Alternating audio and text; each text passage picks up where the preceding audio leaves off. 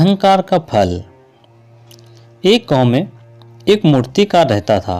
उसे मूर्ति कला से बेहद लगाव होने के कारण उसने अपना पूरा जीवन मूर्ति कला को समर्पित कर दिया था, जिसके कारण वह मूर्तियां बनाने में इतना पारंगत हो गया था कि उसकी बनाई हर मूर्ति जीवंत प्रतीत होती थी।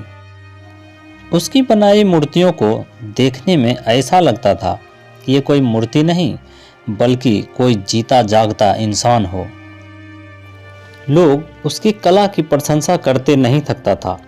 उसकी कला के चर्चे उसके गांव में ही नहीं बल्कि दूर दूर के नगर और गांव में होने लगे थे। ऐसी स्थिति में जैसा सामान्यतः होता है वैसा ही मूर्तिकार के साथ भी हुआ। उसके भीतर अहंकार की भावना होने लगा। वह स्वयं को सर्वश्रेष्ठ मूर्तिकार मानने लगा। एक दिन मूर्ति बनाते हुए आकाशवाणी हुई कि ऐ मूर्तिकार, आने वाले पूर्णिमा के दिन तुम्हारी मृत्यु हो जाएगी। जैसे जैसे पूर्णिमा का समय नजदीक आने लगा तो वह मृत्यु से बचने की उपाय सोचने लगा। वह किसी भी तरह स्वयं को यमदूत की नज़र से बचाना चाहता था ताकि वह उसके प्राण न हार सके। अंततः उसे एक उपाय सूझ ही गई। उसने अपनी बेमिसाल मूर्तिकला का प्रदर्शन करते हुए अपने जैसा 10 मूर्तियों का निर्माण किया। वे सभी मूर्तियां दिखने में हूबहू उसके समान थी। पूरी तरह से निर्माण होने के बाद सभी मूर्तियां इतनी जीवंत प्रतीत होने लगी कि मूर्ति और मूर्तिकार में कोई अंतर ही ना रहा। बस क्या था, अगले दिन पूर्णिमा थी तो यमराज से बचने के लिए मूर्तिकार उन मूर्तियों के बीच जाकर बैठ गया। इससे यमदूत का उसे इन मूर्तियों के बीच पहचान पाना असंभव था। उसकी यह योजना भी कारगर सिद्ध हुई।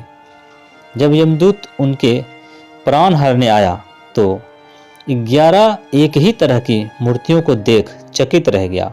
वह उन मूर्तियों में अंतर कर पाने में असमर्थ था, किंतु उसे ज्ञात था कि इन्हीं मूर्तियों के बीच मूर्तिकार छुपा बैठा है। मूर्तिकार के प्राण हरने के लिए उसकी पहचान आवश्यक थी। उसके प्राण न हर पाने का अर्थ था प्रकृति के नियम के विरुद्ध जाना।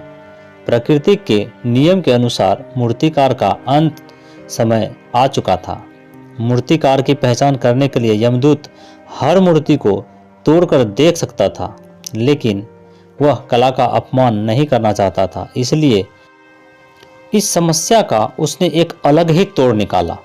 यमराज को मूर्तिकार के अहंकार का बोध था, अतः उसके अहंकार पर चोट करते हुए वह हर मूर्ति को देखता और कहता, वास्तव में सब मूर्तियां कला और सौंदर्य का अद्भुत संगम है, मगर मूर्तिकार एक गलती कर बैठा।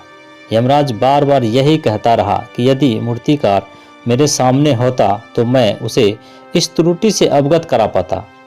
बार बार अपनी मूर्ति में त्रुटि की बात सुन अहंकारी मूर्तिकार का अहंकार जाग गया। उससे रहा नहीं गया और झट से अपने स्थान से उठ बैठा और यमदूत से बोला, त्रुटि असंभव, मेरी बनाई मूर्तियां हमेशा त्रुटिहीन होती है। यमदूत की युक्ति काम कर चुकी थी। उसने मूर्तिकार को पकड़ लिया और बोला, बेजान मूर्तियां बोला नहीं करती और तुम बोल पड़े। यही तुम्हारी त्रुटि है कि अपने अहंकार पर तुम्हारा कोई वश नहीं। यमदूत मूर्तिकार के प्राण हर यमलोक वापस चला गया। दोस्तों, अहंकार विनाश का कारण है, इसलिए अहंकार को कभी भी खुद पर हावी नहीं होने दे, क्योंकि इंसान को अपने ज्ञान का घमंड होता है मगर अपने घमंड का ज्ञान कभी भी नहीं हो पाता। ये वीडियो आपको कैसी लगी कृपया कमेंट में ज़रूर करें और चैनल को सब्सक्राइब करें। वीडियो देखने के लिए आपका बहुत बहुत धन्यवाद।